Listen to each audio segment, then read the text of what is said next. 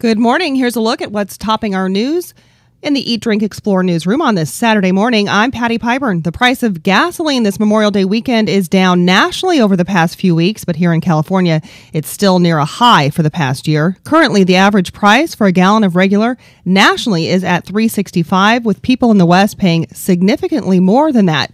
California's average, according to the AAA fuel gauge report, is at $4.29 a gallon. States in the South have prices a full $1 a gallon cheaper, with the average in North Carolina currently at $3.28. Now, those lower gas prices nationally are expected to increase the number of people hitting the roads this holiday weekend. AAA expects nearly 35 million people to travel over the next few days. Those numbers are up by more than 1% from a year ago. Weather is creating some travel problems today at Yellowstone National Park. The road to Old Faithful is temporarily closed because of snow. In fact, a winter storm warning is in effect for several counties in Montana. Meanwhile, in the Midwest, East Coast, and South, temperatures are expected to climb into the mid-90s with high humidity and thunderstorms. California is expected to see some strong winds today. We've seen that throughout the week in our area. Dying down, though, as the holiday weekend progresses into Monday. Palm Wonderful, the popular pomegranate juice with the big red heart on the label, it's challenging a judge's ruling this week with an aggressive ad campaign. The judge found that the company had greatly exaggerated health claims regarding the benefits of drinking pomegranate juice.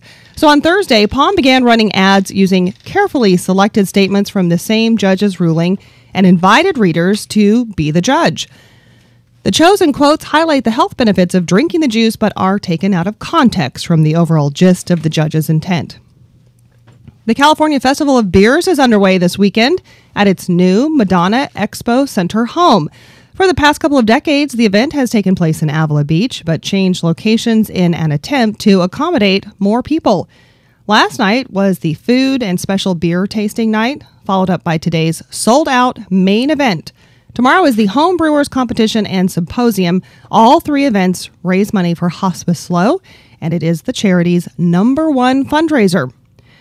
To take the festival's place in Avila Beach is today's new Tequila Festival. Good morning. We have a little computer starting up there. The Tequila Festival is happening today, a new event. Tomorrow, the annual Blues Festival, and I will be there myself. This year featuring Taj Mahal, Tower of Power, and the Doobie Brothers. Should be a really fun show. The Blues Fest, of course, is fun every year. And stay tuned for our big Memorial Day weekend radio show. Yes. Straight ahead with our very own Randall White. So we switched some computers, and people can watch us right now online via Ustream. And, of course, as always, we're on Crush 92.5 this morning. But as part of switching the computers, because what I really needed was our more powerful computer to do sort of the workload thing, the computer in charge of doing all the sound for the show. Oh, all the fun music that we hear in the background. And the thing that kind of lets you know what time it is. My applause. Where's that? Applause. And all of that is on this computer, and it's not working. So that always adds to, a nice fun day. That's why you heard the computer restarting. So I thought, when in doubt, reboot. And so I need to pull up our little time thing here because I'm not even sure what time it is. I know we have until 5 past the hour to continue this. Okay, there it is. It's, okay, 8:04. Yeah, we have 45 seconds here, and then we hit a commercial break, and then the show officially starts, whether the sound plays or not. The show. That's right. You can still hear us. That's I don't know if that's good or bad. Without your specially planned sound effects. So lots of things happening this weekend. Tequila Fest, Blues Fest, Beer Fest. Yeah, and as usual, Strawberry Fest. I'm super excited about the Blues Fest, Tower of Power, Taj Mahal, and the Doobie Brothers. That's a great lineup, and you will be opening the show as you have for many years. Last week, you might have heard us wondering whether you were doing it or not. Well, you got I got the call. I wasn't sure. It came in last minute, and it's a really tough job for about 30 seconds to a minute. Then you're done. I get the thing started, and then I get to enjoy. All right. We are back in just a moment. This is Eat, Drink, Explore Radio.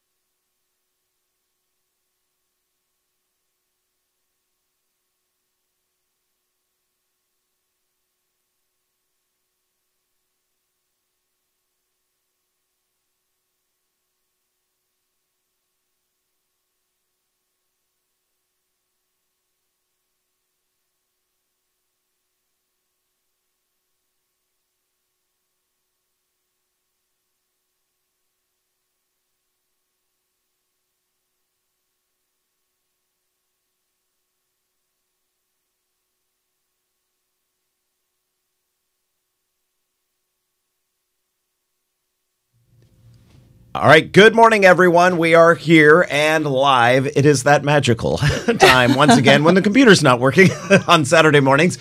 We get a chance to discuss enjoying life's pleasures in a fun and sustainable manner, coming to you live from downtown San Luis Obispo as we do each and every week. Great to have you with us. And just ahead on the show, we've got some great guests, including a beer expert for sure in town because of the California Festival of Beers. We'll talk with Dr. Bill Sysak in just a moment. Also, have you ever, like in Santa Barbara or in some different areas, seen people renting those bicycles, and sometimes as many as like 4 or 6 people can get in them? It's like a little carriage ride almost. Mm-hmm. Okay, that is I guess if you consider Ventura local, mm-hmm. It's a locally based company, and it's called Wheel Fun, kind of like real fun, rentals. We'll talk to them because I thought that was a good Memorial Day weekend sort of thing to discuss, and they're all over the country. I didn't mm-hmm. realize that. We'll also head to Madison, Wisconsin, my old stomping grounds, to check out the pleasures that you can have in the summertime there. And let me tell you, they're going to be near 90 degrees today. Ooh, lots of recreation, though, in Madison. Tons of lakes. It's such a beautiful place.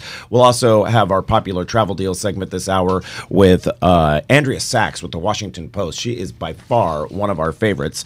And then next hour, we've got a beer school that's going to start up in Mexico in the cutest town called... And is this where you learn to drink beer? No, it's where you learn how to make it in San Miguel de Allende, Patty, which is a cute little colonial town, really brightly colored and, mm-hmm. and such, if you've never heard of it. And then right here, Patty, you've been to Luna Red with me 2 Saturdays in a row now? Oh, at least 2 or 3, or who's counting? Come on. By far one of our favorite restaurants that I've been to in a long time. Love it. You know what? Not just the food, the amazing service. The amazing service, and we sound like a commercial. I swear they are not sponsors. No, that's how much we love it. So Chef Shaun will be here to talk about farm-to-table menus. And then finally, a company that, or an organization, I suppose, that deals with wine. Mm-hmm. They contract with a lot of different top wineries here in California, and every bottle that goes on sale when you're part of this club raises money for a different charity. Oh, so nice. It's a great idea. But right now it is time for despite no music playing, it is time for the Critics Corner and Dr. Bill Sysak. Good morning, sir. Good morning, Randall. How's it going? Well, not bad. A note to self, do not go to a beer tasting the night before I have a radio show. Yes, it takes many years of practice to achieve that, I'm sure. Yes, it does. Now, Dr. Bill, you are with Stone Brewing down in Escondido, which has really grown to be one of California's largest breweries. Yes, we're the largest Southern California craft brewery, and we're the 11th largest craft brewery in the United States currently. 11th largest in the United States. Wow. Well, you see it on draft everywhere here on the Central Coast, and it is delicious beer to be sure. Now, last night, we hung out for a bit there at the, I guess that was called like a special pairing, a tasting where they... Yeah, the beer connoisseur dinner, I guess, where I basically paired all the craft beers that were brought yesterday along with different foods and truffles and cigars. Yes, and I noticed that the trend for special beers would be kind of translated to very strong.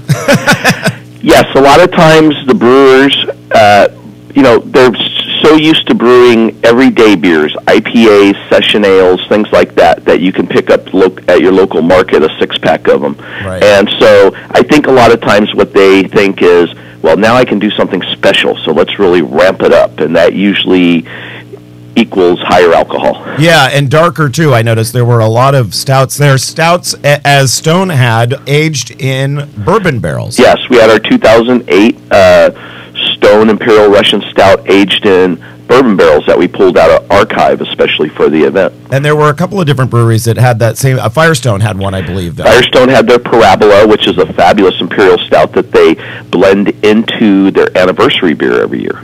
Delicious. Okay, so I'm going to put you on the spot now because I know you sample a lot of beers from all over the country. Okay. Give me one light, sort of refreshing summertime beer to drink, and then follow that up with one of your favorite, more richer, stout porters that's currently being brewed out there. Okay. Well, there's so many great light beers when you think of it that are still craft worthy. You have Belgian wits, for example, which are perfect for a wonderful summer day in the Central Coast.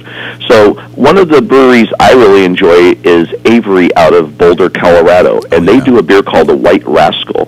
That's a Belgian wit, and it's about 5% alcohol, but it has coriander and orange peels added to it, so it's very refreshing. It's the perfect, whether you're sitting out on a patio, you can pair it with all kinds of food, from fresh fruits to an omelet in the morning if you're so induced into drinking a beer early on a weekend day. Or you can have it with great fish or seafood. So, I mean, it's a very versatile beer, and it's light and refreshing, and yet definitely has enough flavor to keep you coming back for more. Coriander and orange peel, that's interesting. A lot of times beers, I think, as because of the hops that are used, have like that citrusy sort of taste. Sure. A lot of American hops definitely have floral or citrus notes, and so they correspond with that. But this beer style originated in Belgium, and the Belgians have been using adjuncts in their beers for a long time now. A lot of times adjunct sounds like a negative term. In the craft beer industry, we have a definition. Adjuncts mean improving something added to the regular beer recipe that improves the quality. Sorry about that. That's okay. Improves the I know that you have an iPhone now. I recognize that ring anywhere. That improves the quality of the beer, whereas if it's a macro brewery, which I won't name, but if it was a brewery, sometimes they put adjuncts in to lessen the quality of the beer and make it less expensive. So the adjuncts got a bad names, but for craft beers, we use it all the time for positive purposes. I love that. As far as bigger beers, there's all kinds of bigger beers, of course, Belgian ales, stouts, and porters, barley wines. Since we're talking about stouts, though, let's talk about Firestone. The Parabola we had yesterday. That is a fabulous beer. It's higher in alcohol, over 10%, but it's a great digestif after a dinner. Just like you would sit around with a brandy, you would sit around with a glass of this and a snifter. It has chocolate and coffee notes, so it also pairs perfectly with a great dessert, any type of chocolate or caramel. It also goes beautifully with great blue cheeses like a Stilton. It pairs, and it's a miraculous pairing. I do an event every year called Black and Blue, where I pair 7 stouts with 7 blue cheeses. Very intense, but very delicious. Yeah. Oh, and that beer is delicious, and you can get it at their tasting room there in Paso Robles. You can also... I'm not sure if you can get it at the I almost said the Great American Beer Festival, the California Festival of Beers. Today, you'll be there. Dr. Bill, people can come up and say hi to you? Oh, definitely. I'll even have a shirt on that says that, so they can feel free to come up. I love to talk about beer. I love to talk about everything, actually, but beer, cigars, food, so they can come up, and I'll be more than happy to talk to them and answer any of their questions. Enjoy your time here on the Central Coast, and safe travels back to Escondido. Bill Sisak with Stone Brewing Company here on Eat, Drink, Explore Radio this morning. Thank you, sir. Cheers, Randall. All right, cheers to you too. And it was great meeting him last night. Okay, coming up next, we are headed to Ventura to talk riding bicycles. You don't have to travel with your bike. You know, you see them all stacked up on cars and such, but you don't have to do it that way because you can rent them in a lot of places where you go, and it's a lot of fun. And then later on, we head to Madison, Wisconsin. That's a good beer drinking town. You're listening to Eat, Drink, Explore Radio. We're back in just a moment.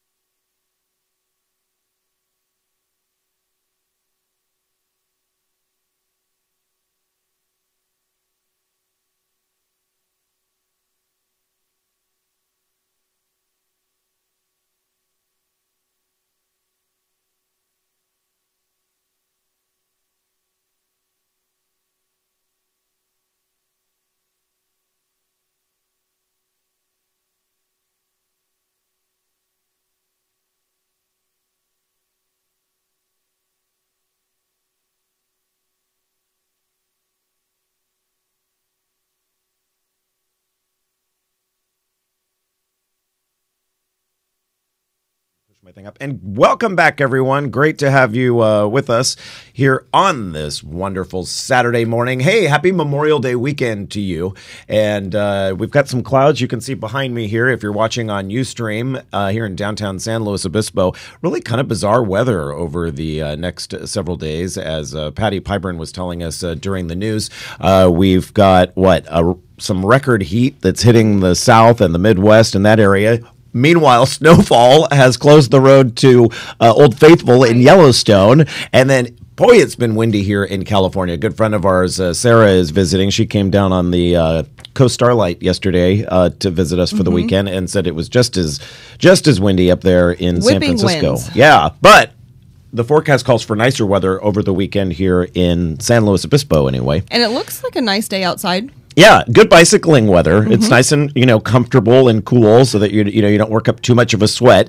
And if you've ever been to, Santa Barbara there, I could name so many different places where you see families riding around in those, tandem bicycles, or also you've got the ones that have 4, 6 people sometimes. Multiple peddlers. Right. You know how why I'm even talking about them today is because my mom's coming into town in a couple of weeks, and we want to take the wonderful Bob Jones Trail that takes you from the Highway 101 corridor out to Avila Beach and follows. It's one of your favorite. I do it all the time. You jog out there. Well, walk. Let's not be crazy. Okay. I'm talking to Patty Pyburn. I don't know if to jog. Mentioned that. But yeah, it is a great trail. And I was thinking, my mom is now, I shouldn't say her age because she's listening. That's not nice. Right. Don't. But, I don't think she'd be comfortable on a bicycle. So we thought, we'll get her one of these ones we can all sit in. And so I started looking them up. And lo and behold, there's a company based just down the road in Ventura called Wheel Fun Rentals. And Lori Murphy is the marketing director there at Wheel Fun. Good morning, Lori. Good morning. How are you? Fantastic. Nice to have you on the show today. And I imagine Memorial Day weekend is sort of the breakout weekend for your company every year. Oh, it's a big weekend for us. Right. We're very excited. You're all over the country, but you started there in Ventura. We started actually in Santa Barbara. Oh, you did? So that's why you see so many of them right there by the wharf. Exactly. We started in Santa Barbara, and our corporate headquarters are in Ventura because it's kind of, located for all of our locations, but we're all over the country. Right. Well, how does it work now? You rent the first hour, but then in some cases, you get the second hour free? Oh, you can get, if you go by one of our Chamber of Commerce or California Welcome Center, pick up one of our rack cards, you can get second hour free.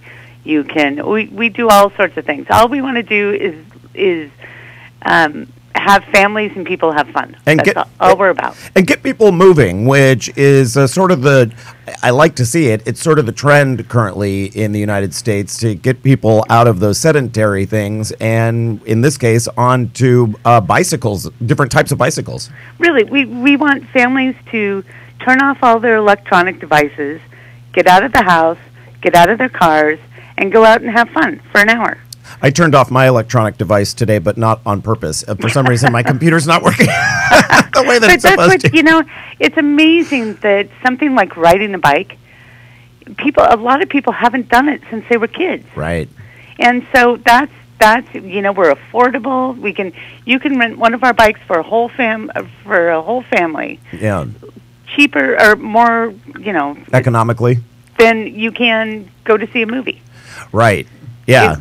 You just got some chuckles here in the room because everyone's like, oh yeah, those movie prices are through the roof, Yeah. And you're just sitting there in a movie where here you're seeing, real life things. Now, how do you choose your locations? Because you're in how many states now?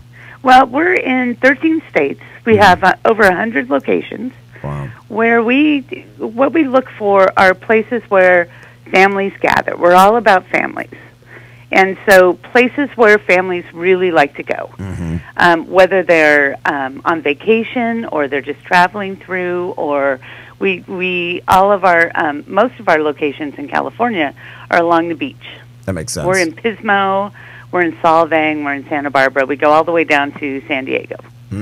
So we want to be where people have fun. Yes. Well, I grew up riding a Schwinn Stingray, and I noticed on your website that all of your bicycles are made by Schwinn. I love that. It's nostalgic. Yeah, it is. And all of our specialty bikes, our Surreys, our four-wheel bikes, and we do some specialty bikes, we make ourselves. Oh, really? Because rentals, people are kind of hard on rentals. Yeah. But we found that we really want to have bikes that are well-maintained, that are safe, that people can really trust. They're not going to break down if you rent them. So a lot of our specialty bikes, we make ourselves. Oh. But, our cruisers and our city bikes and our mountain bikes, we get from them. So Interesting. And you even sell the Surreys, don't you? Like after they've been used for a while? Sure. And what's funny is one of our producers, Anthony, just wrote a note. Do they sell them? And we do. He was one step ahead of me. That was the question I was going to ask, because that just seems like it'd be sort of a novelty item to have. But if you're an active family, you could have it around all the time and use it all the time. Oh, absolutely. We rent them out for like weddings. Oh. Instead of getting in a golf cart or walking away from the wedding to the reception site. Right. People will decorate them. I saw some funny comments on Yelp yesterday. By the way, you get outstanding ratings on the website Yelp, which for people that don't know is an online review site, and people can leave comments and say why they enjoyed it. And a comment I saw repeated over and over again said, those touristy things that make you look sort of geeky. I never ever thought I'd be on one. Well, I had some people visiting from out of town. We rented it, and I had the time of my life. It was, I was in Pismo yesterday, and people, you see, you cannot have a bad time on these bikes. No, you just can't. Now, where's your most popular location? Our most popular might be it depends on Santa Barbara's popular. Solving's very popular. Pismo, we just added Segways. Oh, really? We did. So now Segway rentals I've always wanted to do, but I always felt that they were just priced too high. Has it gotten to the point where Segways they've been around so long that you can do it for a reasonable price? Yeah, you can go. The great thing about a Segway is you rent it for an hour, but they go 10, 12 miles an hour. You can make a lot of ground. Yes. On a Segway for an hour. There are some cities that I consider walking cities, like Chicago, San Francisco, and New York. Sure. Places where there's a lot to see, but it's a walking city. But you're gonna be spent by the end of the day. You're gonna have shin splints right by the time you're done. And I feel like a Segway would be perfect for those cities. Are you in any large places like that? We just went into Philadelphia.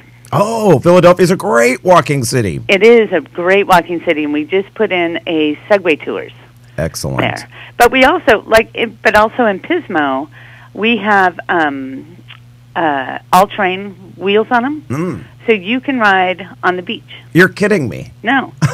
So there's 23 miles of beach in Pismo Beach. Yeah, there is. And so you can go up and down the beach on a Segway. Okay, I didn't know that, and I'm really glad I had you on today, because I think there's a lot of people listening right now that would not have known that nor considered that they might be able to do that. And there's a lot of people visiting from out of town right now because of so many of the events we have going on. So while you're here, why not drop by? Where are you located in Pismo? We are located on Hines Avenue, right at the pier, where Hines Avenue meets the beach. We are right there. How do you score all these great locations? You just sit and wait until something leaves? Everyone likes bikes. Everyone likes Segways. We just kind of find these things. You've got it going on, and I'm glad you do. Lori Murphy with Wheel Fun Rentals, originally out of Santa Barbara, but now based in Ventura and all over the country. It's wheelfunrentals.com, right? It is. Yeah, so it's that easy. Lori, thank you so much for being on Eat, Drink, Explore today, and you have a great Memorial Day weekend. Oh, you too. Everyone be safe. Oh, for sure. All right, stick around, everyone, because coming up next, I've been looking forward to this all week. We will be speaking with the woman in charge at the Madison Convention and Visitors Bureau to talk about Madison, Wisconsin. I lived there for 6.5 years, and I can't wait to have this conversation with her, because a lot of people picture, why would I go to the Midwest? It's cold. Wrong. It's going to be almost 90 there today, and there's lots to do. We'll discuss that coming up in just a moment. You're listening to Eat, Drink, Explore Radio. I'm Randall White, and we are back in just a moment.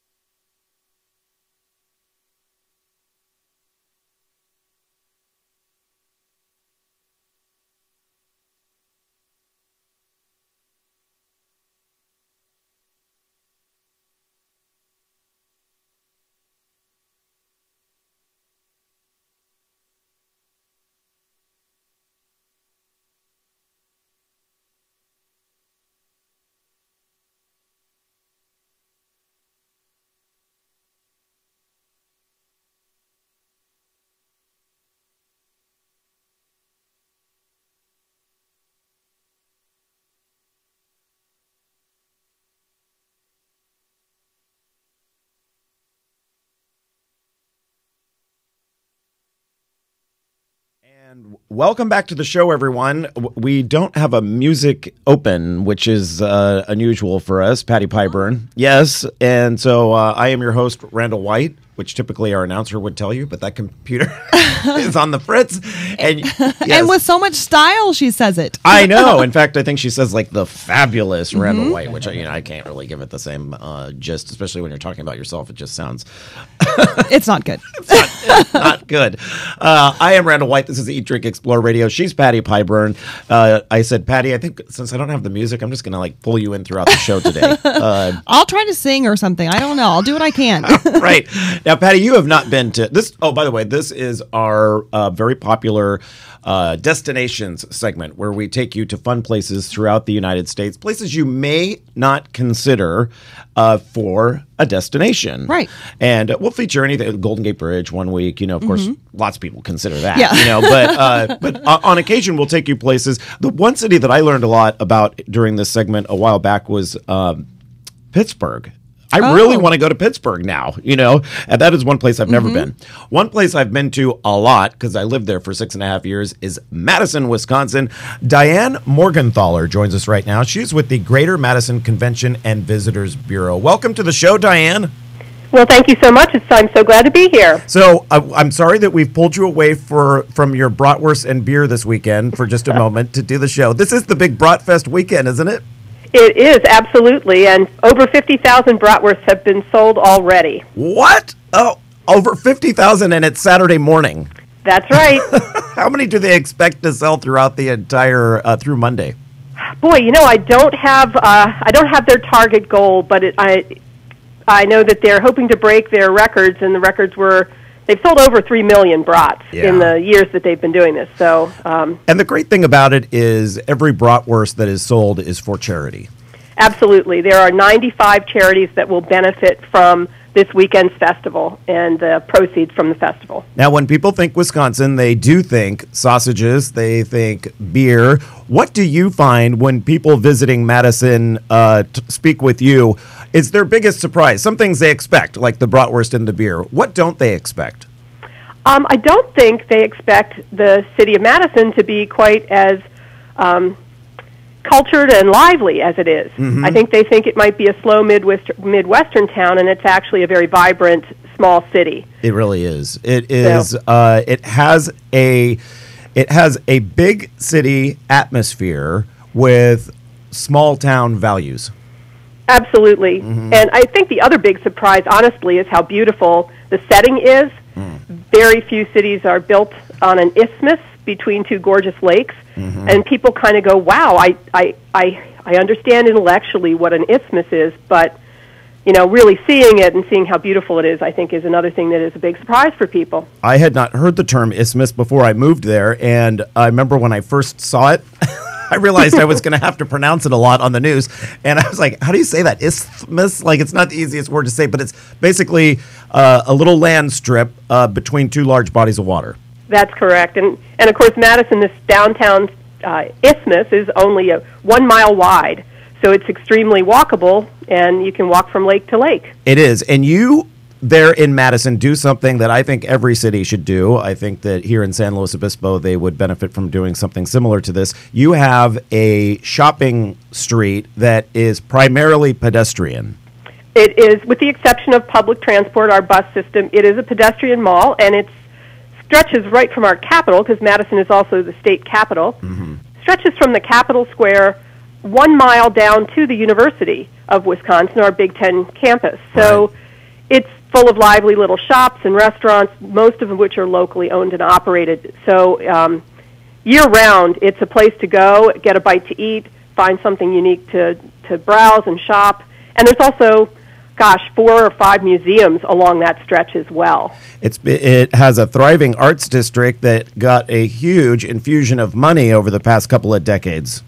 Absolutely. We had a really generous local patron who assisted in building the Overture Center for the Arts, designed by Cesar Pelli. It's just a stunning building and is home to 10 performing arts companies, dance, opera, symphony, chamber orchestra. So really an amazing asset for our community and a stunning building. Because there was always an arts community there before, but in the past you could not host large Broadway traveling shows because there wasn't like the hookup for the semi trucks to, bring the proper stages and that sort of thing. And now you do have that scale of theater.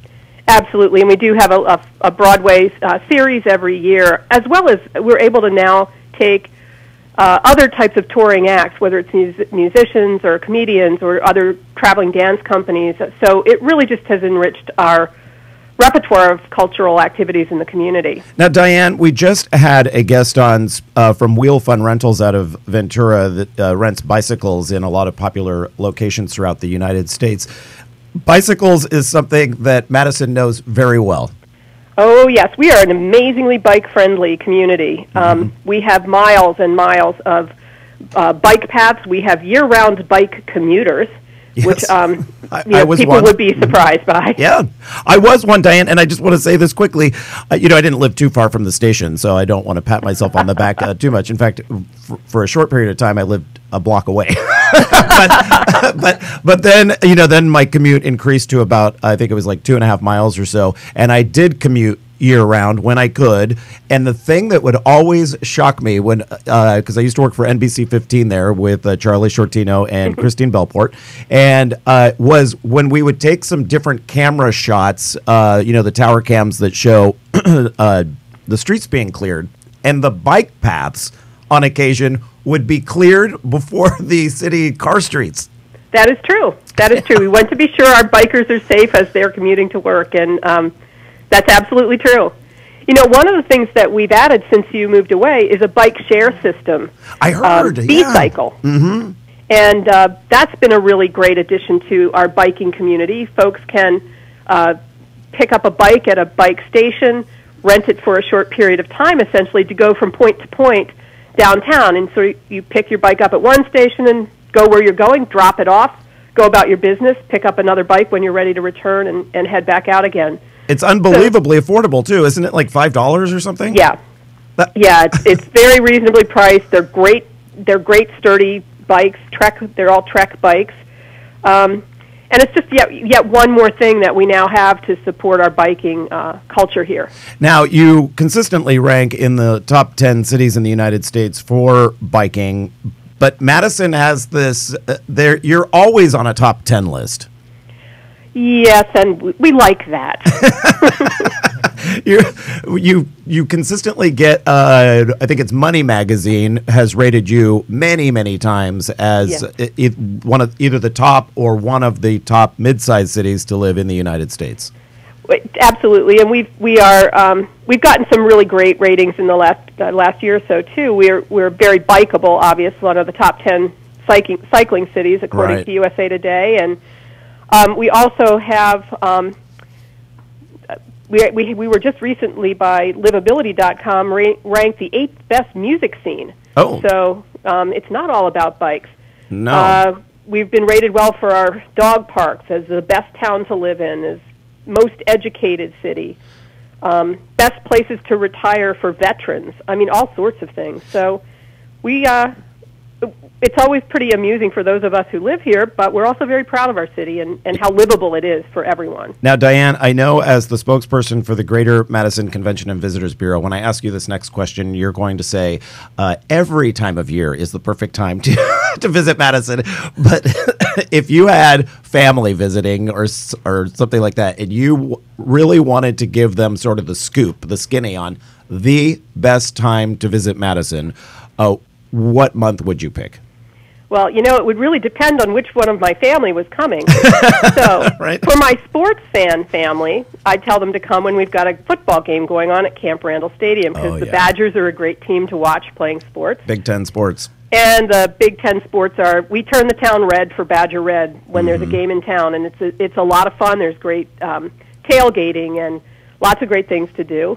I also have friends, family, who like to explore the arts and culture, and I would say to them, well, come sometime in the summer when we either have a concerts on the square, our chamber orchestra plays outside once a week for the month of July. And you can get a picnic dinner delivered to you. Yeah. Yeah, it's a fabulous thing. And the other great outdoor theater that we have is American Players Theater just outside Madison and Spring Green, which is a nationally acclaimed theater group that does Shakespeare and other plays in an outdoor setting. And again, the experience is going out in the afternoon and having a picnic, a glass of wine, and then as the sun sets, entering the theater and seeing a wonderful show. And you're right there by Frank Lloyd Wright's Taliesin.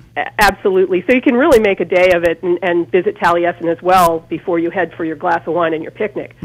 So there are many great things to do here, depending on what people want to do. I think if you're a movie buff, come for our film festival in April. We have a 5-day film festival that's absolutely fabulous, and 100 and some films are shown, and it draws a great crowd and is a blast. Whatever you do, whatever time of year you go, make sure you schedule it for a Saturday. Part of your trip includes a Saturday, because right now, in fact, right now, as we're speaking, on the Capitol Square, surrounding the Capitol, is one of the best farmers markets in the nation. Absolutely. It's one of the nation's largest producer-only farmers market, and there'll be probably 170 vendors out there today. And it's so great.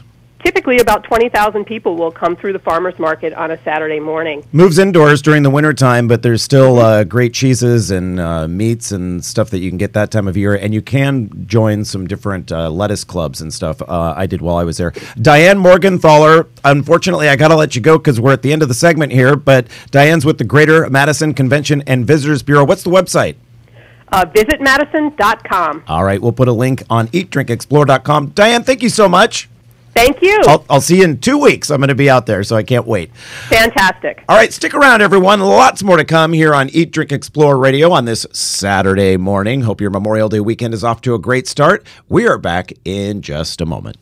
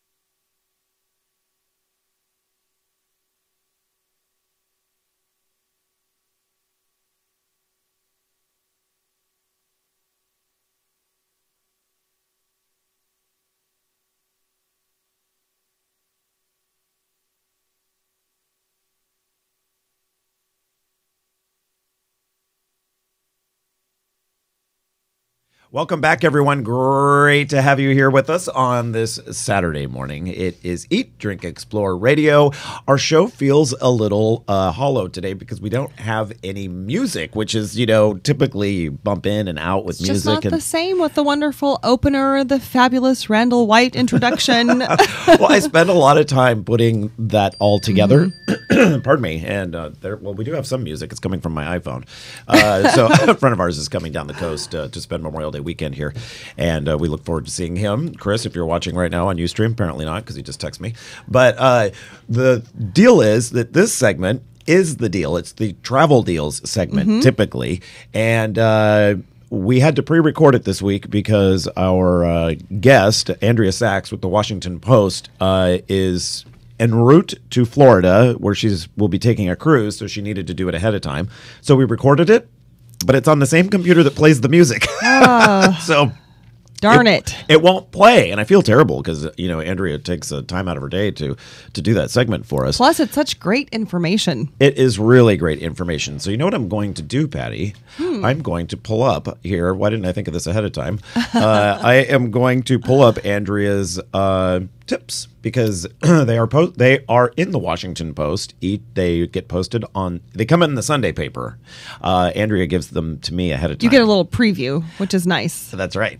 And so I am going to pull up the ones, and here they are. So at least we won't miss out on what her travel tips are for this week. We still have the information. So Patty, you're going to play Andrea. Okay. and I'll play Randall.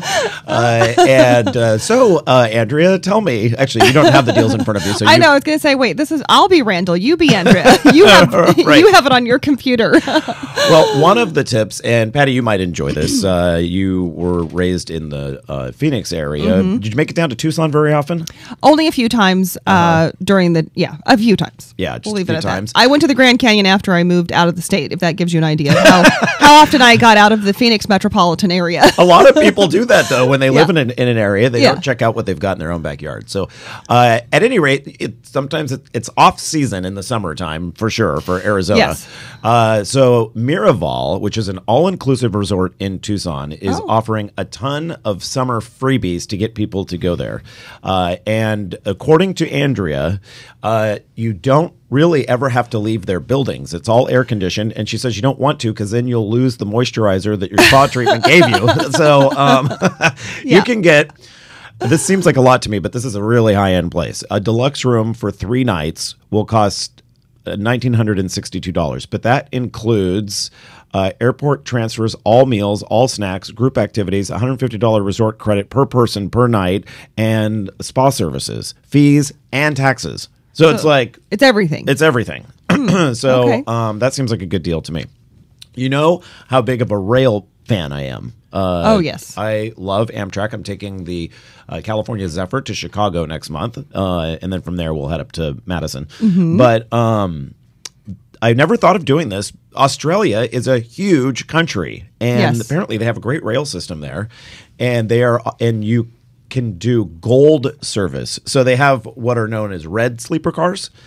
You can upgrade to gold service, and you have your own personal. What did she call the person? A steward. And you get all like first class meals. The high end sleeper cabins come with en suite bathroom, meaning the bathroom's in your. No going room. down the hall. Exactly. With your face mask on. Right. Who knows what? All your meals.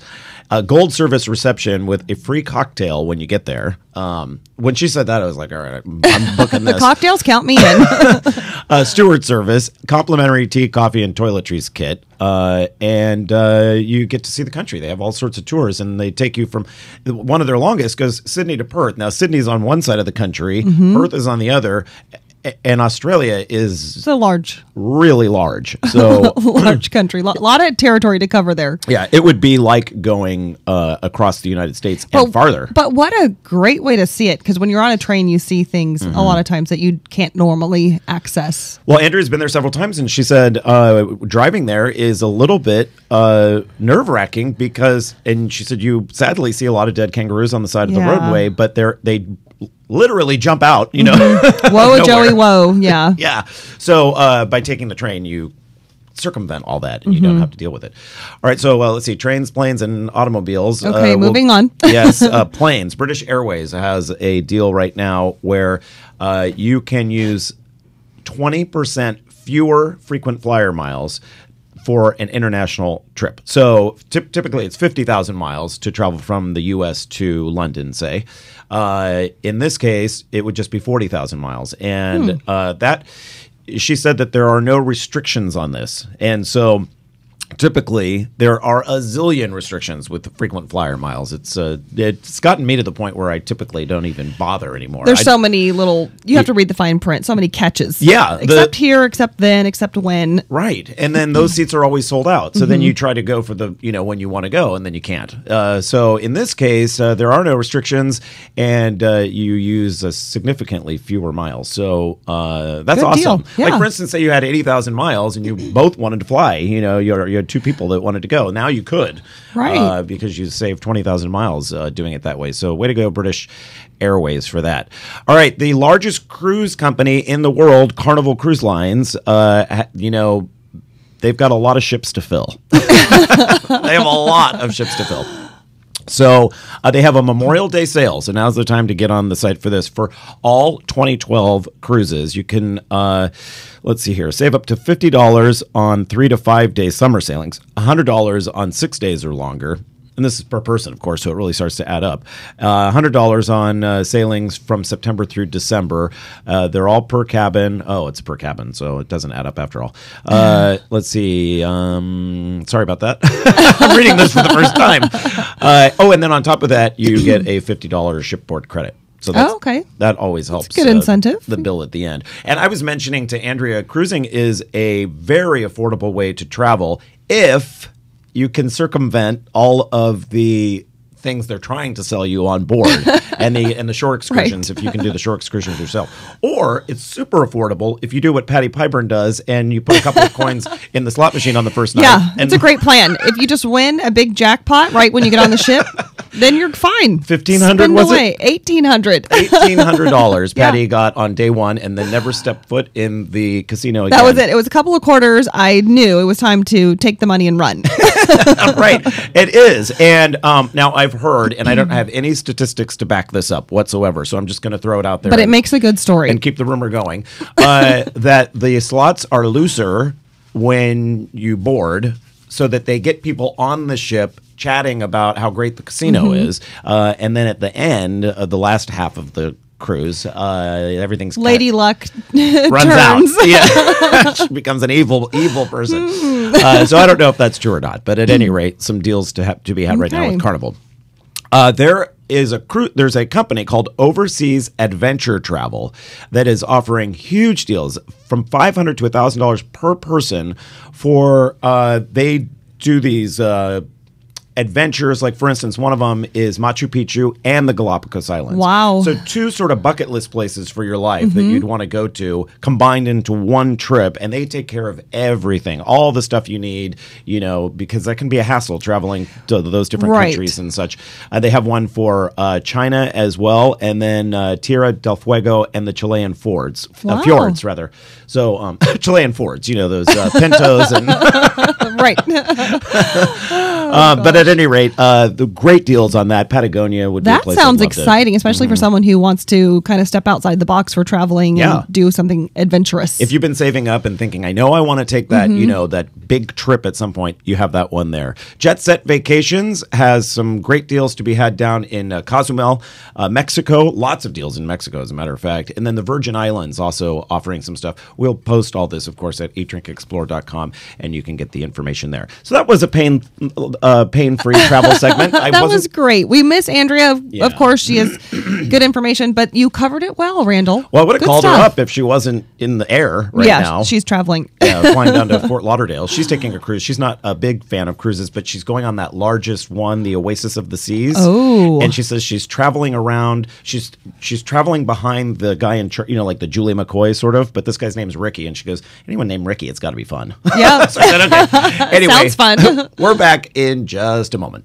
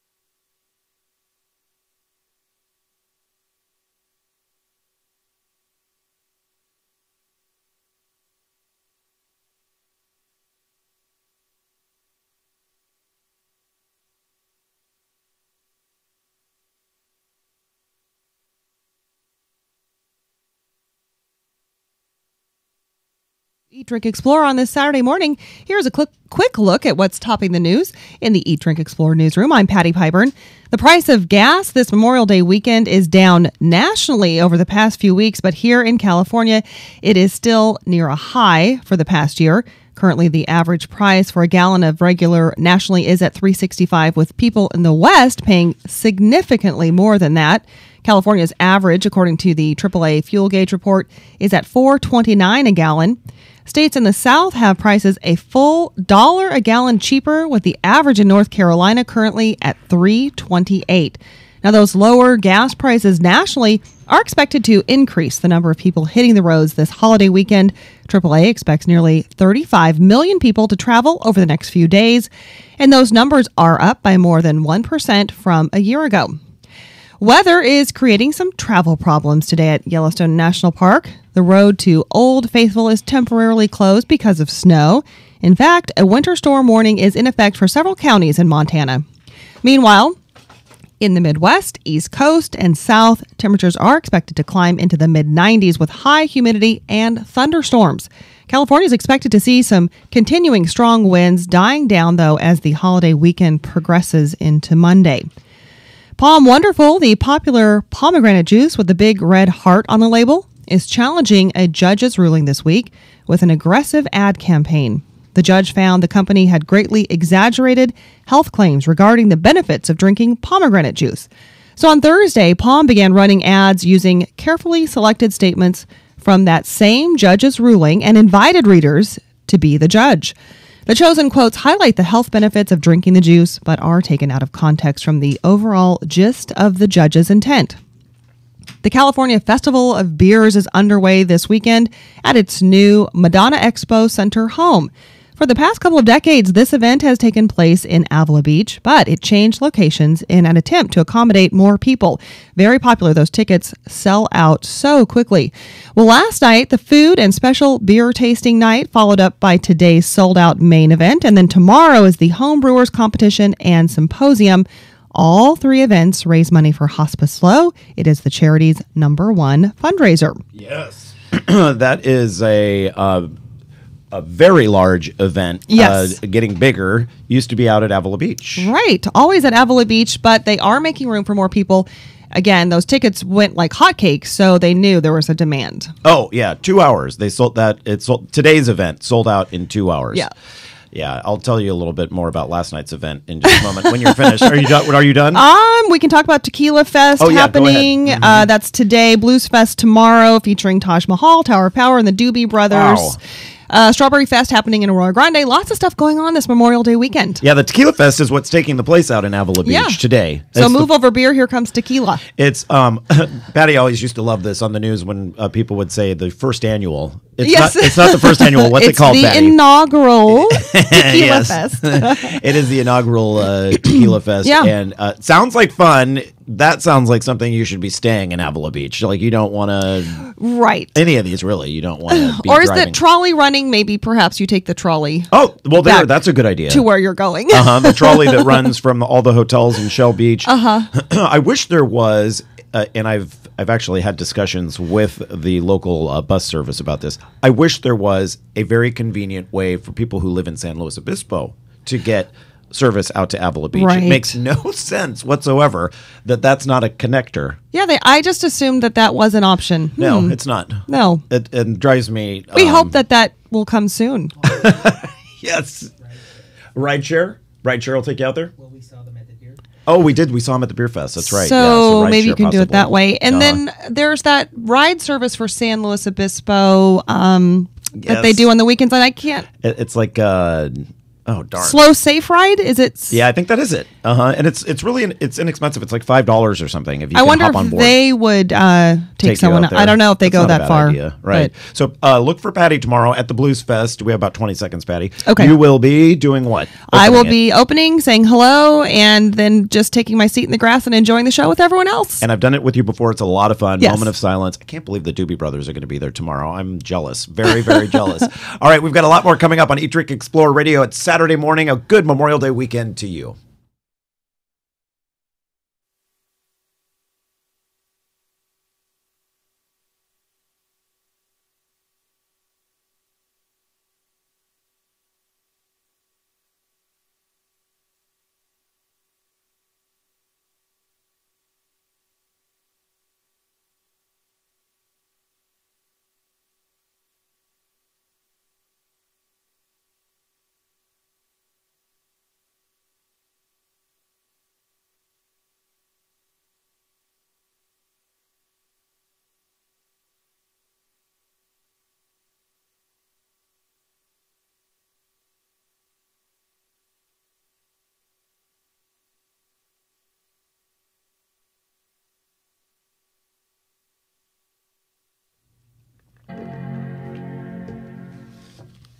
too bad the computer.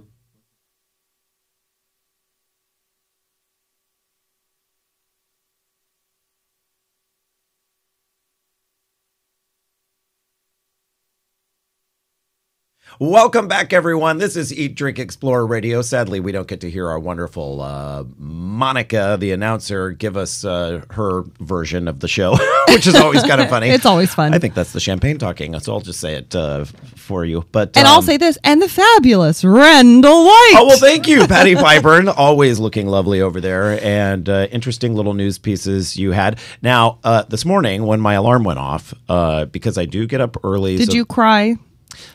There was a tear in my beer. Or beer in your tear. There was beer in my tear.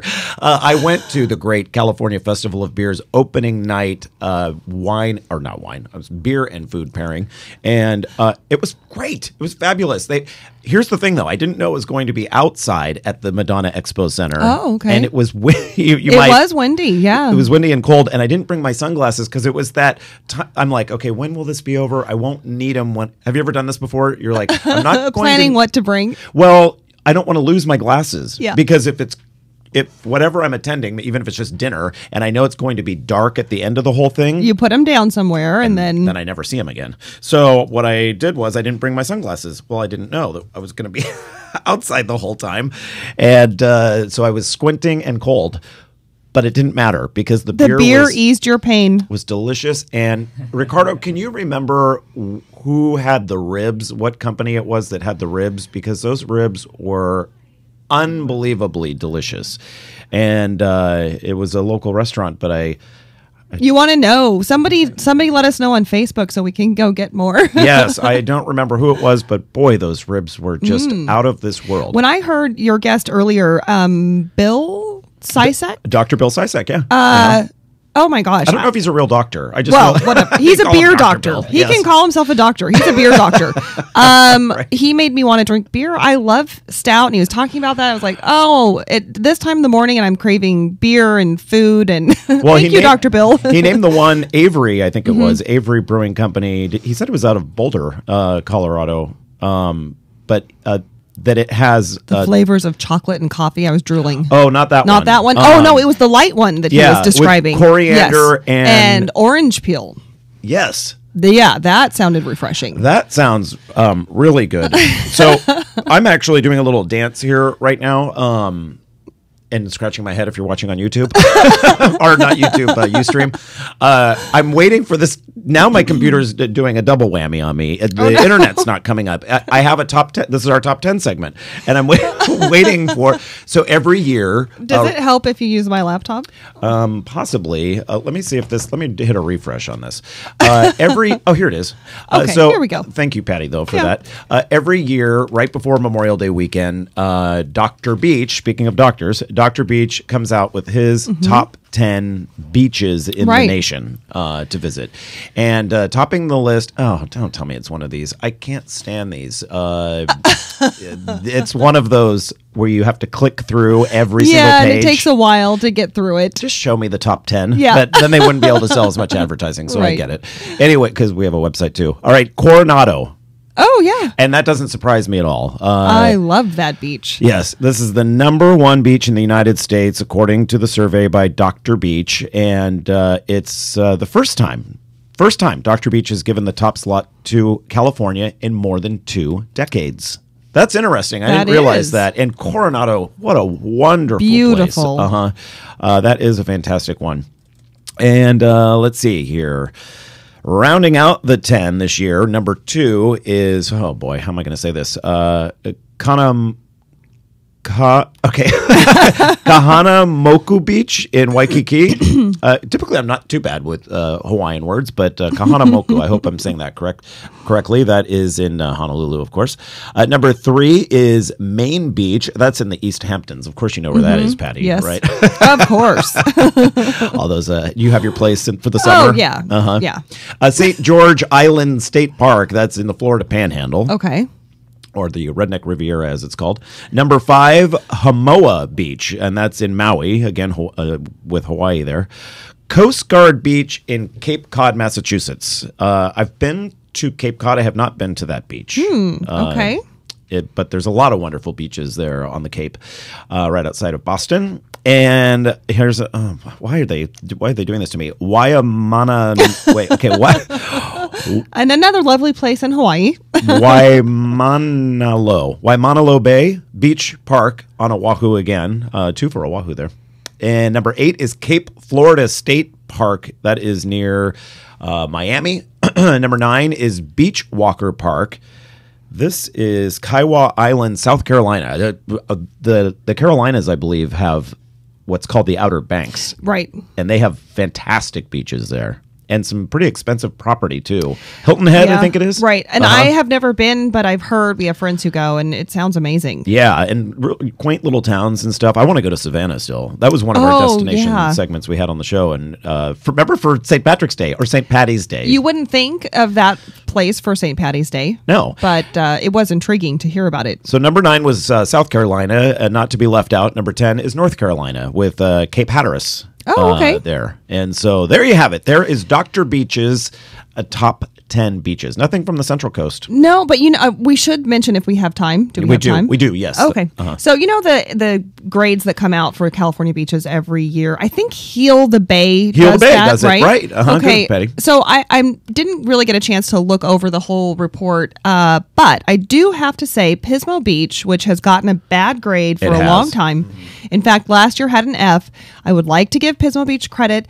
They have stepped it up to an A. They've done a lot of work to clean up. They were dealing with that contamination and to find the source of it and all of that. They've done a lot of work there.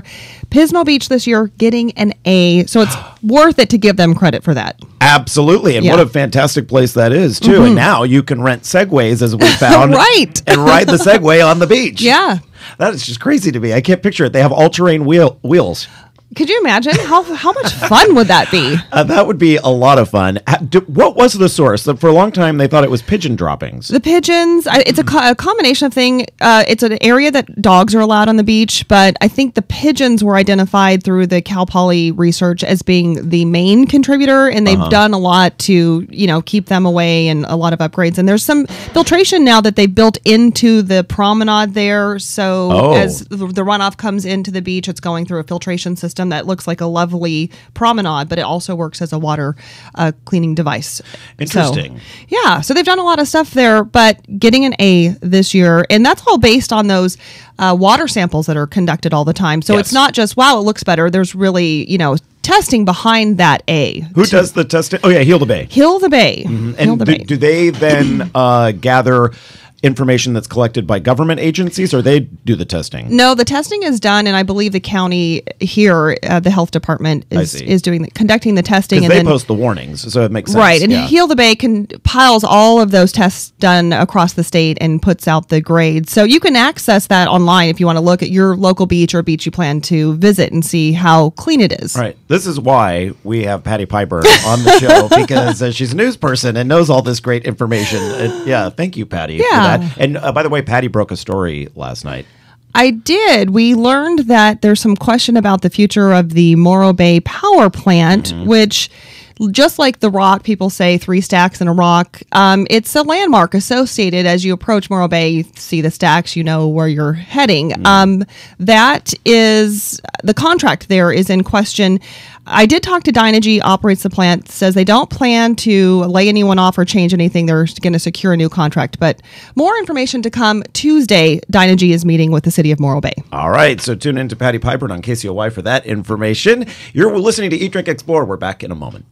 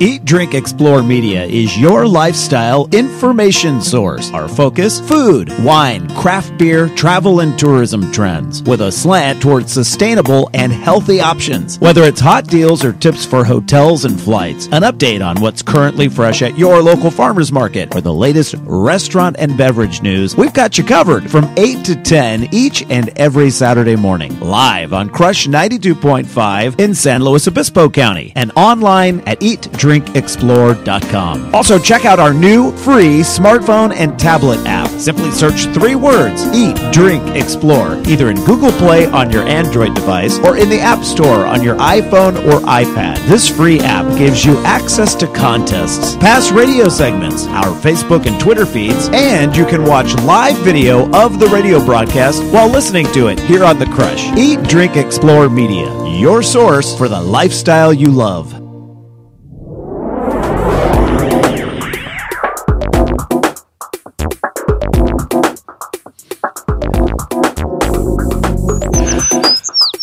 All right, if you're watching right now on Ustream, you see me doing a little jig because the music is back. I don't know. So Patty Piper, who's off to the side here with me, we're sitting during the commercial break, and she says, what if you just turn the power switch on and off on the soundboard? And I was thinking, oh, well, okay. Well, I already unplugged it, Patty, and put it back in, whatever. But I'll go ahead and try it, just to please her. And so I turn it off and turn it back on. And whammo, music. Yeah. Unbelievable. Who knew? I couldn't be happier. And here's the deal. I really couldn't be happier because 2 really cool things are possibly coming together. A town that I am dying to visit called San Miguel de Allende, which is... Sounds so romantic. It's northwest of Mexico City. The last time I was in Mexico City, I did not have a chance to go because we were so tight for time. But I really wanted to go because I've read a lot about this town. It has a large expat community, so people from the U.S. retire there because it's affordable, and it's really cute, really safe. There's been a lot of concern in Mexico. Right. This town is completely unaffected. It is brightly painted and colored. It's colonial. It has that colonial look. Yeah. Very cute. And someone we've had on the show before, when it was Your California Radio a while back, up in Santa Cruz, who teaches at the community college there, home brewing courses, wants to start a beer school. I love it. in San Miguel de Allende. I think it's awesome. Isn't it? Yeah. What a great pairing, you might say. Mark Taylor joins us right now from his home, I believe, in Santa Cruz. Good morning, Mark. Morning, Randall. Great to have you on the show, and happy Memorial Day weekend to you. Yes, thank you. So how did you come up with the idea to put a beer school in Mexico? Well, I've been living down there part of the year for the last 5 years, I would say. And it's such a great place. I mean, I really love being down there. And I also love brewing beer, and I love teaching beer making. Yeah. And I thought this would be a great combination, be able to live where I really love to be and do what I love to do. And so San Miguel seemed like the perfect fit. Right. And so is that how the locals, they drop the whole day Allende? Because it's kind of a lot to say every time you're talking about the sound. Most people just say San Miguel. Yeah. Like we say San Luis here in San Luis Obispo because it's just, or we say slow, it's just a lot easier to say. So Patty, my co-host here, Patty Pyburn, I think this is something you'd be into, Patty, because you love cooking, and that's basically what making beer is. Right. And I went through just a little quick session over at Central Coast Brewing on how to do it yourself. They let you come in and do it there, and it made me think, I want to go home and make beer, because I usually say that about everything. I want to go home and make that. Right. Well, Mark, you are between now and when this project of yours gets off the ground, you're still teaching there at the community college? Yeah, in fact, I just got finished wrapping up some courses at Cabrillo College in Soquel, and I've slated to do some more in July.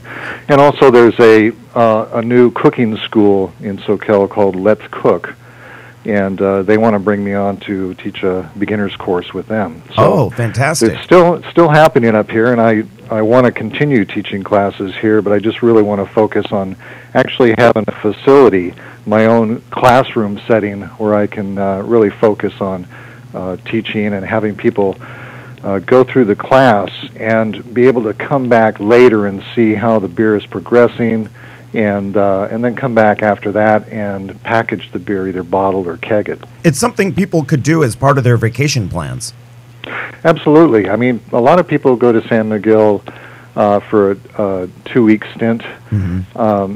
And if they came down and they're staying at one of the hotels, and I have a package available through the hotel where they can come in and spend a day brewing beer, I think it would really add to their experience in San Miguel. So, Mark, you would, potentially someone staying for a couple of weeks there, at the very beginning of their trip, they would do the beer class, and then is 2 weeks long enough? At the end, would they then be able to actually taste the final product? Yeah, I think that they could taste the product after 2 weeks, but even if they were only staying 1 week, I'll have beer available from previous classes or beer that I've made that'll be on tap in the classroom for them to taste and to know what ultimately it would be like. So how long, do you store? I know that beer isn't exactly something you age like wine. So potentially can they come back on another vacation and then have their vacation beer when they return? Sure. Actually, some of the stronger beers can age like wine. There are barley wines and some strong Belgian ales that do really well being in the bottle for a couple of years. I had some last night that was aged in bourbon barrels. Yeah, absolutely. And people are getting into all these sour beers now, and a lot of those require some aging in the barrel. So, Mark, your plans are very similar to some guests that we had on, 3 months ago. The pop culture people, they were using a website called Kickstarter. Sadly, I checked yesterday, they did not reach their funding goal. Oh, that's too bad. So there's an update for you on that. We hope that does not happen for you, Mark. What is your funding goal for this through Kickstarter? Well, I'm very optimistic I can reach $25,000. Okay, so $25,000, and that is not a large sum for Kickstarter. You see some that go all the way up to what, like $200,000 or more. Yeah, and in fact, recently I was listening to an article on the radio of a woman who is a musician who, I think their goal was $500,000, and they actually reached $800,000. Wow! Oh, so the deal with Kickstarter is you need to reach that. It's all or nothing. You need to reach that goal to get the money. Otherwise, anyone who pledged money, like if I had pledged, say, $50 to the pop culture people, I wouldn't be held accountable for that now because they didn't reach the funding goal. Right. So you have how long to reach this $25,000? Well, I've burned up 5 days already, so I've got about 25 days left or 24 days left to reach the goal. I'm at 8% right now, and like you said, it's all or nothing. If I don't reach that goal by the middle of next month, I don't get any of the money. So, Mark, what do people need to do? How, if they're interested, how do they help you reach your goal? I would say if they go to the internet, type in Kickstarter.com, and there's a search engine at the top of their website. Just type in Beer School. I'm the only one that comes up. Yeah. Nobody else is trying to do this project. So. Right. And here's how Kickstarter works. You need to give something in return for people's investment in you. What are the different prizes? Well, I guess it's not a prize, but, the different incentives. Yeah. Yeah, they're called rewards on Kickstarter, and the real reward, when it comes right down to it, is the spirit of giving. It's the generosity that feels good when people give something for a cause that sounds interesting to them. But as mementos, I have things like bumper stickers that have the Beer School emblem on it, T-shirts, and I also have for the bigger contributors. Brewing classes. Oh, that's what I was hoping for. I was thinking beer class giveaway. Yeah, and if the school becomes a reality, I would imagine those beer classes could take place there in San Miguel, right? Absolutely, absolutely. Well, it sounds fantastic. It sounds awesome. I wish you the best of luck. You already have a place to live down there, right? So, you're going to continue going down there whether this happens or not.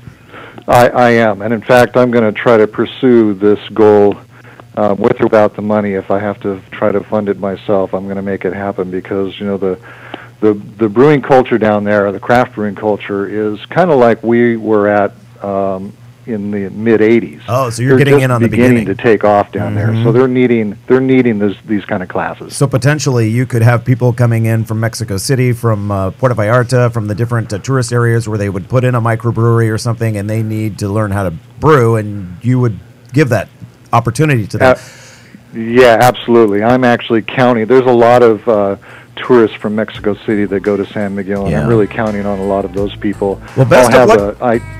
Oh, I'm sorry, Mark. I got to cut you off here. Best of luck to you. Kickstarter.com, and then just search Beer School if you want to know more information about Mark Taylor's Beer School. Thanks for joining us on this Memorial Day weekend. Thanks a lot, Randall. Really appreciate it. All right, stick around, everyone. We've got one of my favorite local chefs is coming in on a very busy weekend for him, so I appreciate that very much. Chef Shaun from Luna Red. You have to hear about his farm-to-table practices in just a moment. May is National Bike Month. Now, I used to be intimidated at the thought of biking to work. I worried about my outfit, the traffic, and the time, but my expanding waistline and rising gas prices helped me rethink that position. And last May, I tried riding to work. What an amazing change. In the year since I started riding to work, I've lost weight, saved money on gas, and canceled my gym membership. You should try it. Here are a few tips to help you get started. Alter your route for biking. Cars and bikes are both vehicles and both have a right to the road, but you'll feel more comfortable and more able to enjoy your ride if you choose less traveled streets. Ride with a friend the first few times, someone who has experience biking to work. They'll help you figure out how to carry your clothes, where to park your bike, and the easiest way to get to the office. Follow all the same rules you follow while driving. Signal before you turn, stop at all stop signs, and stay in the rightmost lane going in your direction. Biking to work is fun, easy, and enjoyable. Try it. For more tips and techniques on how to commute by bicycle or to find other cyclists in your area, visit bikeleague.org. Maria Inez Phillips talks about not recycling. I've got too many newspapers and magazines and catalogs in there with plastic containers and bottles and cans. Your trash can is full of recyclables? No, it's full of trash. You say trash, Maria. I say rubbish. Whatever it is, I'm not going through it.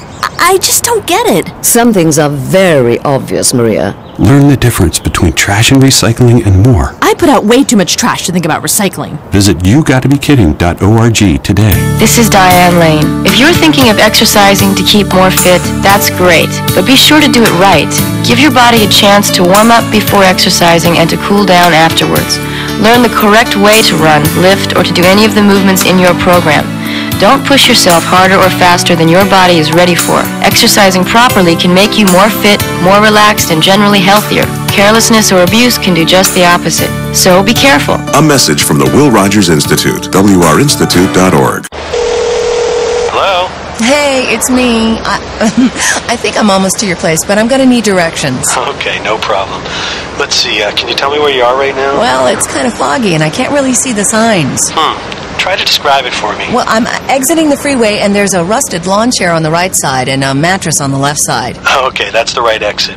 Okay, what you're going to do is turn right, then head up to the pile of trash on your left. Okay, hold on. I think I see it. The pile with the soda cans and gum wrappers? Yeah, that's the one. Okay, now turn left at the next street. Okay, I'm passing a storm drain buried under cigarette butts and what looks to be a burger container, a straw, and a paper coffee cup. Good. You're coming the right direction. Now, I'm going to have you turn right when you see the mustard bottle. Honey Dijon? No, keep going. Regular yellow. Yep, that's the one. Turn right. Is trash piling up in your neighborhood? Let's do something about it. Don't trash California. A message from the Caltrans Stormwater Program. Eat, Drink, Explore Media is your lifestyle information source. Our focus, food, wine, craft beer, travel, and tourism trends, with a slant towards sustainable and healthy options. Whether it's hot deals or tips for hotels and flights, an update on what's currently fresh at your local farmers market, or the latest restaurant and beverage news, we've got you covered from 8 to 10 each and every Saturday morning. Live on Crush 92.5 in San Luis Obispo County and online at eatdrinkexplore.com.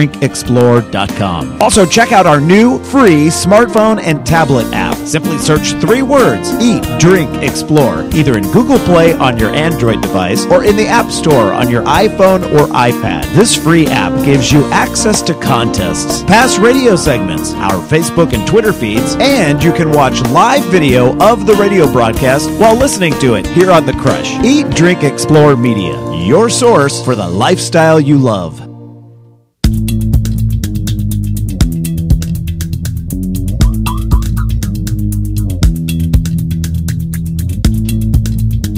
Welcome back to the Eat, Drink, Explore radio network. Here now is your fabulous host, Mr. Randall White. There's the Monica voice that I love and missed for most of this show.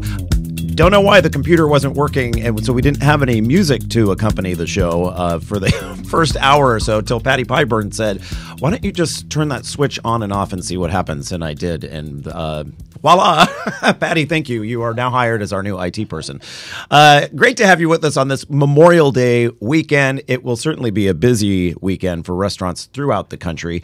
I have a recommendation for you that is just down the street from us here in San Luis Obispo, and there are a lot of great restaurants out there. There are a few times I go to a place and I say they have hit the trifecta, which is, for me, a great location, because let's face it, when you go out to eat, sometimes the location is part of the reason why you go. And so this restaurant sits outdoors and indoors right next to the Mission Plaza there. I actually worked at that location back in the late 80s when it was a restaurant called Sebastian's. So they've got that out of the park. You can't help it but have a great restaurant with that location, although several places have tried to not. Then the second part of the 3 parts is the food. The food is unbelievable. It's fantastic. It's that, it's the trend going, but some people really embrace the trend, and this place does. Farm to table. I mean, everything is fresh. The cocktails there are out of this world, made with all fresh ingredients and combinations that I have not had in the past, and but we'll certainly have more of in the future. And then the third thing is, you can have great food in a great location, but if the service bites, then you don't want to go back. And 2 times now we've been there. Both times different staff waiting on us had just phenomenal service, to the point where I would go back just for the service, even if the food was bad. So all 3, I guess there's a 4th one, and that would be price. And it gets well, for what you're getting, the price is dead on. I'm talking about Luna Red Restaurant, which has just recently moved its location from up the street, up Monterey, which was a small facility, and I felt kind of cramped. I didn't go there very often. I loved the food, but the location didn't hit it for me with that one. They've combined everything now at this place right where Monterey meets Choro in downtown San Luis Obispo, and we are lucky enough to have with us right now the chef behind all that, Chef Shaun Behrens from Luna Red. Nice to have you here. Good morning. Thanks. So when you found out that the restaurant was moving locations to this best, it's really the best facility in all of San Luis, what was your reaction? Well, yeah, I thought that, it was pure joy at first, and then I was a little scared because of the location, because of the so-called curse of the location. Because now you're a centerpiece also. Yeah. We we really loved. You listen to you talk about the old location and how you felt cramped or whatever. Mm-hmm. I think that about 6 months into that old location, we really outgrew that location. Mm-hmm. The program, 50 to 60 different tapas or options on the menu. The cocktails, the bartenders were growing out of it. So this really fits us. And to be honest, I stand there every day for the last 3 weeks, and I really feel like nothing else was there before us. Right. Yeah. That is the feeling I had last Saturday when I was there. It's hard to even remember what was there before, because there were so many examples of not utilizing a space for what it can potentially have. Mm-hmm. I feel like you guys have done that. Now, your menu changes constantly, but how much did it change because of the new location? It just got bigger. Mm-hmm. We added a few things. I really like printing on paper menus, although it's not the most environmental, but we do have these leather clad or these booklets now that they go in, so I'm able to print more often, which means I can change the menu more often. But wait, on that note, I'm sorry. They do print, menus because it's constantly changing. But then you take the menus and you turn them into doilies for like under the soup and stuff, the old menus that are no good anymore. Yep. So you are reusing those paper menus. Yeah, we tear them up. We use them for whatever we need them for, doilies or scratch paper or anything that in the house. I think we don't buy any Post-its or doilies or anything like that. That's great. But we do. So I ended up putting something called raciones on the menu, which for dinner anyway, it means to allocate or share large plates, large tapas. So we'll do like a whole chicken, or we'll do a 16-ounce skirt steak for 4, and then we'll just put it in the middle of the table and you can go at it, which I love because typically you go out with somebody anyway and you're eating what they're eating anyway. Right. So so I love to share, and that's kind of where the concept originally came from. Was not so much tapas driven, but just sharing food. Well, you do it at Chinese restaurants all the time, and it's standard practice to order a bunch of things and then everyone, serves a little of it to themselves. It's sort of odd that it hasn't progressed that way to all the other restaurants. We were sharing something last Saturday. Anthony, what was that that you ordered? The crab fritters. The crab fritters. Those are really good. Oh, and the asparagus. What inspires you? How do you attend the Thursday night market or some of the various markets? How are you inspired to what's coming up next on the menu? Yeah, I mean, I've been doing this for 23 years. I've lived in California for my entire life, so I'm pretty much dialed in with the seasonality of things. Right. I know when heirloom tomatoes are going to be coming around July 4th. It's like Christmas morning for heirloom tomatoes, or and it is. Those are so delicious. It's interesting because you just start to live and breathe it. The other thing, I do visit the market when I can. I'm being there closer to in proximity to the market. I'm going down there a lot, talking to my farmers. I do have a farm runner who delivers basically 5 days a week for us. He goes out. He's got the best job like in a the forager. World. Yeah, like an urban forager. Yeah, he goes out and he picks stuff. There's some older residents up the street from us that can't. They're sort of, I don't want to say indigent, but they have lemon trees that are overgrown, and he asks if he can go into the yard and pick their lemons, and we get lemons from them. So Meyer? Literally, yeah, Meyer. We get Burgess limes. We got a lot of stuff. Citrus is kind of going out now, so we're getting into now stone fruit, cherries. Yeah, love the stone fruit season. Rainier cherries I got last night for the first time. So will you use those in a cocktail, like muddle them? Or? Yeah, we'll actually souse them, which is great. What is that? Well, we brandy them, or we sort of liquor them up. And like you were talking about the cocktail program, and that's really everything on the cocktail program is dictated from what comes out of the kitchen. So it's complete 100% utilization, which I also consider sustainability. So like cucumber juice, we use that for tzatziki, or we strain our cucumbers to make our tzatziki or our cucumber sauce, and then we freeze all the juice, and then the bar uses it in their cocktails. And their that's punches. my favorite. That's my favorite one. We have a picture of it. I actually took a picture of the cool cucumber of the pitcher with the lemons in it. Yeah. And so actually all the food pictures that you see if you're watching on Ustream right now are not pictures they provided. They're pictures I took because I was so I was so impressed. They're iPhone photos. I was like, oh my God, that's beautiful. You see that all the time in restaurants now, people taking pictures of their food, which must be a little nerve-wracking for chefs. Well, not really. I mean, thank God for the iPhone because it's got a nice camera on it. So. It really does. So it gives you a beautiful shot. Yeah. Now, in theory, it sounds great to say farm to table, or we have an all fresh, sustainable, local menu, that sort of thing. You see it everywhere now. It's become a trend. In practice, that is not easy to do, right? Because it's very difficult, right? Because the purveyors, so like Cisco or whoever it might be, they don't deal in that. No. So how do you do it? Well, I'm a purist to a fault, and that's the hard part. Makes your life more difficult than everyone else's. It makes everything really challenging, which I love. But I feel like I've really hit my niche in the sense in the last 5 to 6 years I was working for, 5 to 6 years ago, prior to that, I mean, I was working for a lot of people that I didn't really believe in. They made great food, don't get me wrong. The Bradley Ogdens of the world and all that stuff. But I just felt like they didn't challenge themselves to push like ethics or that farm to table. It's easy to say. They preach it a lot. You can say it on a website. Nobody really knows what happens behind that kitchen door. But I really do it. You can taste the difference. You can taste and see the difference. So potatoes, we can't get those. We get the little fingerlings locally, but russet potatoes, those come from Idaho. Yeah. I'm not going to lie. Right. But, yeah. But if I want to make, so I try and gear the menu towards something that I can make from a local product. So, but if I don't get local tomatoes, you don't get a tomato on your burger for the day. I'm sorry. Right.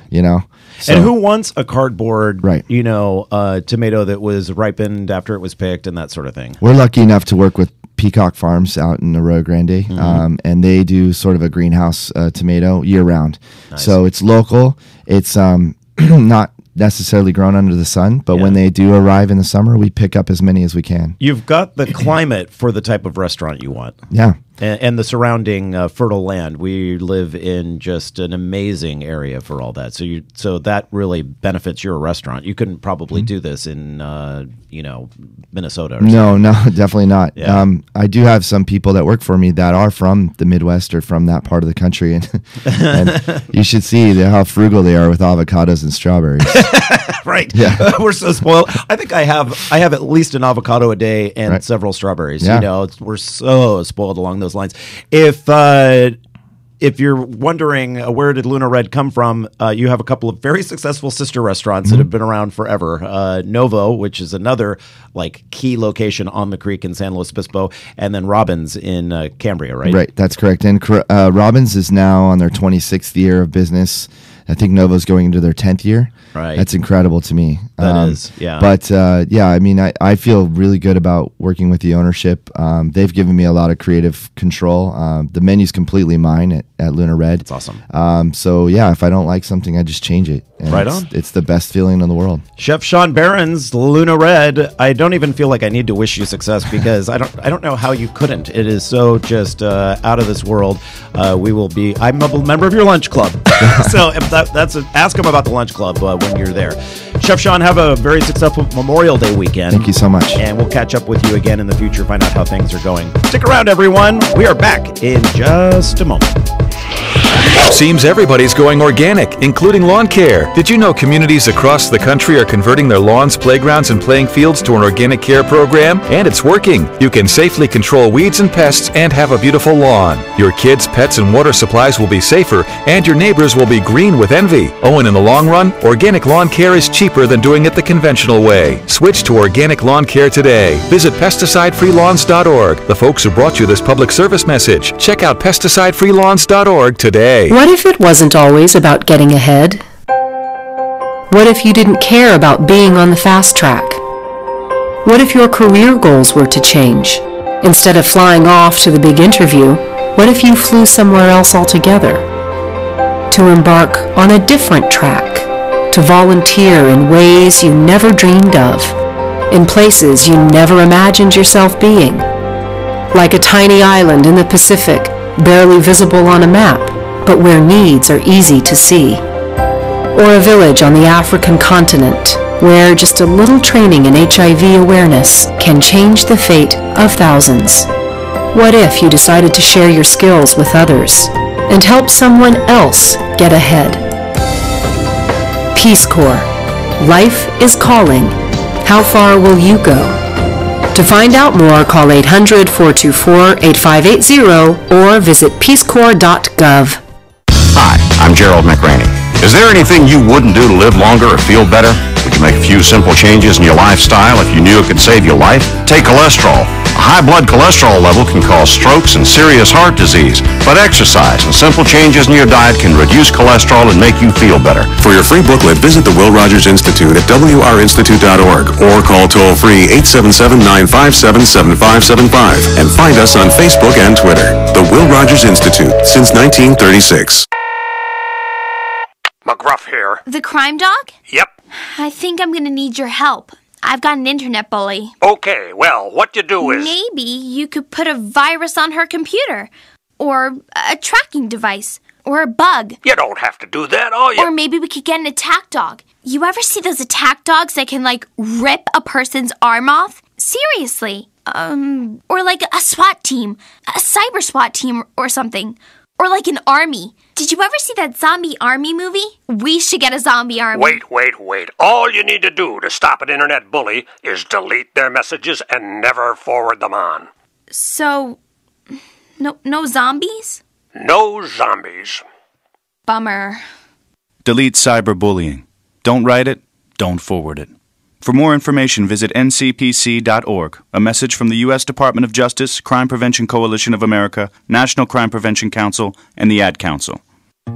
Eat, Drink, Explore Media is your lifestyle information source. Our focus, food, wine, craft beer, travel, and tourism trends, with a slant towards sustainable and healthy options. Whether it's hot deals or tips for hotels and flights, an update on what's currently fresh at your local farmers market, or the latest restaurant and beverage news, we've got you covered from 8 to 10 each and every Saturday morning. Live on Crush 92.5 in San Luis Obispo County and online at eatdrinkexplore.com. Also, check out our new free smartphone and tablet app. Simply search 3 words, Eat, Drink, Explore, either in Google Play on your Android device or in the App Store on your iPhone or iPad. This free app gives you access to contests, past radio segments, our Facebook and Twitter feeds, and you can watch live video of the radio broadcast while listening to it here on The Crush. Eat, Drink, Explore Media, your source for the lifestyle you love.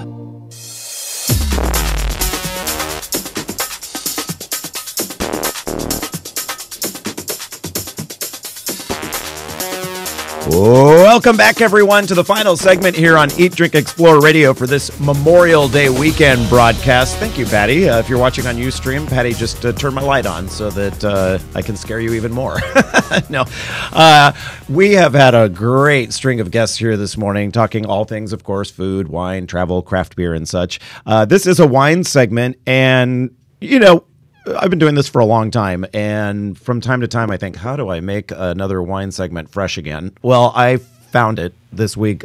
It was actually in my Twitter feed. I try to follow a lot of different people that are in the industries that we cover, and I saw a tweet regarding Cellar Angels, and I was like, what is this Cellar Angels? You know, so that I looked into it. This is what a great idea. They take top wineries from California, of course, up in this case, up in the Sonoma and Napa regions, I believe. And then they, you belong to a wine club like you would any wine club, but the wines that you're getting, the profits from that go to a number of different charities.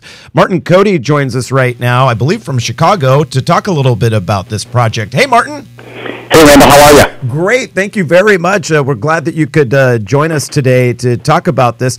How did Cellar Angels come about? Just a group of wine lovers, as most great ideas come about, late in the evening, figuring out a way to connect wine aficionados or wine fans, wine lovers with the smaller, lesser-known wineries that are producing exceptional wines, and then trying to augment that with, well, how do we let everybody win from this? And that's where the charity concept came in. Right. So what I saw was Jenny McCarthy, who is a celebrity, has a wine that you can buy through today, I believe, that benefits autism, because her son was born with autism, and you've probably seen her on Oprah and such talking about that. I saw that, and then that's how I was led to Cellar Angels. How did you connect up with Jenny McCarthy? How does that all happen?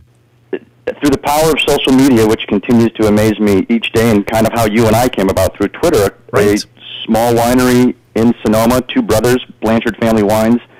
They actually had an event and made some wine for Jenny McCarthy's charity Generation Rescue, and it was featured last year in Chicago, and we got wind of it, and I reached out to them almost a year ago, and almost to the date of my original email to them, her event was just this past Thursday night in Chicago, and it got an incredible response. They custom-made a Pinot Gris for her this week, and only made 50 cases, and as you mentioned, the availability of that wine concludes this evening at midnight. Wow. And you have a new wine that will be released on Tuesday, I believe your email said.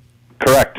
Phipps Family Cellars, this is really a cab lover's infidel. So not many people have heard of Phipps. They produce great wines, which is what we're all about, is introducing kind of the smaller wineries to more mainstream, because everyone knows that once you get past the glitz and glamour of the bigger wineries, it's usually the small independent family growers that make exceptional wine, but they're making wine. They aren't leveraging the internet, and they aren't out marketing because they're in the vineyards and attending to the crops, so to speak. So we wanted to help them and also benefit some great charities at the same time. And what we allow our member to do, if you will, and membership is free, is they get to pick the charity.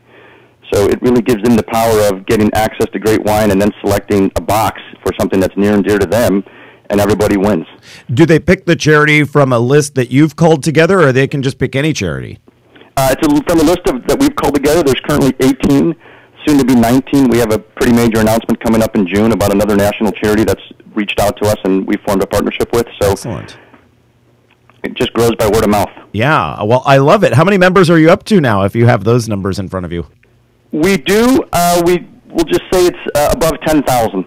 Wow, so this is really taking off. Do you automatically get, like if you are a member, do you automatically get the next release, or you need to say that you want the next release? No, you automatically get it. We only do, I mean, listen, everyone is so busy. We're all getting 50 to 100 emails a day, so we didn't want to flood everybody's inbox with emails. So we do one offer a week.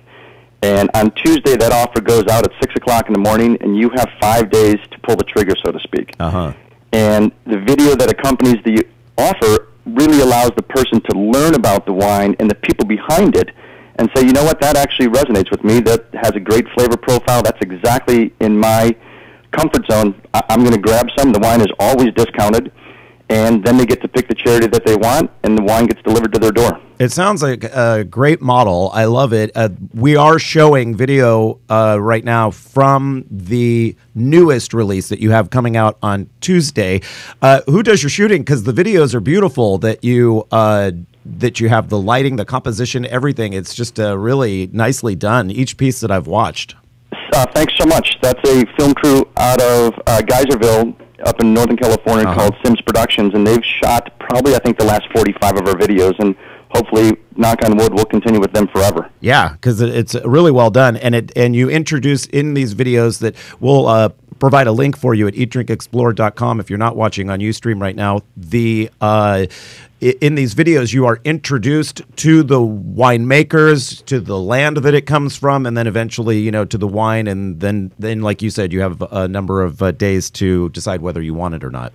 Correct. And you've been in this business a long time, Randall, and you know that the best thing to experience wine industry is actually being at the vineyard. But we all have day jobs, and we can't do that every single day. So we wanted to bring the vineyard into the person's home and let them see what they would be getting, and also meet the winemaker, which is a huge privilege that not everybody else offers. We even have perks every now and then for people that buy cases of wine. The winemaker will actually call that person. Oh, wow. That doesn't happen, but it does with these small batch wineries like you're dealing with. Correct. So it's kind of fun, a month or two after you purchase, the wine is already at your house, and then you get a 10 or 15-minute phone call with the winemaker to talk about the wine, and in the process, you've also picked a charity, and the winery wins, the charity wins, and the consumer really wins. And it's starting to take hold because there's no other concept like it, which we're kind of proud of. No, there's not. And I actually hope to see a flourishing of these sorts of things, not so that you have a lot of competition, but so that everybody continues to win out, because it sounds like your membership is certainly up. How do you choose? I know you choose the small batch and stuff, but wineries make a number of different vintages. Do you try to hit a certain price point? We do, and we're not limited to just the small batch wineries. We've got a fairly large batch one coming up in June of a Napa Chardonnay that's pretty special. And right now we've only focused on Napa and Sonoma, but I have done an exploratory mission to your area. That was back in last September, and it's perfect environment for us. We would love to have any wineries contact us because that's what we're all about. But as far as the wine, it's, Cabernet and Chardonnay still seem to be king and queen. The Rhone varietals seem to struggle a little bit in the mainstream area, which is unfortunate because they're just awesome varietals and we love them. So we'll look at a price point anywhere. A $50 bottle of wine might be on the website at $29.99 or $24.99, and that seems to be a sweet spot for people. Yeah. We have had some $80 and $90 bottles of wine that were $40 and $50. So there really is something for everyone. Yeah, and Martin, here locally we air on Crush 92.5, which just the name of the station tells you it's geared toward wine lovers. I love it. And so there are a lot of people listening in the Paso Robles region, the Edna Valley, northern Santa Barbara County that have close ties to wineries, if not the owners themselves, listening right now. And so you'll want to contact, if this sounds like something your winery would want to be a part of, you'll want to contact Martin Cody with Cellar Angels, and it's cellarangels.com, right? That's correct. And we know a lot about wine, and we know a lot about giving. When you get to the landing page, we apparently don't know a lot about website development. So I love the honesty. Right in the front page, when you click on the Join Us, you can become a Cellar Angel. We just need, first name, last name, and an email address, and you're in. You get 2 emails a week, Tuesday and Saturday morning, and that's it. And that's it. I love it. Martin Cody with Cellar Angels. You were very refreshing. It's fun to talk to you, and I wish you the best of success for sure. I think I'm going to become a member of that because We would love it, and we'd love to get down to your area and film because there's just so many great wineries there that people need to know about. It would thrill us to no end. When you're here, make sure you contact us because I'd love to hang out and have a glass of wine with you. Martin Cody from Chicago. It's going to be a hot one there today. Stay cool. You got it, Randall. Thanks so much. Have a great holiday. You too, likewise. Yeah, I think Cheers. 88 is the expected high today in Chicago, and with the humidity. Whoa, yeah, I used to live in that region, so I can tell you.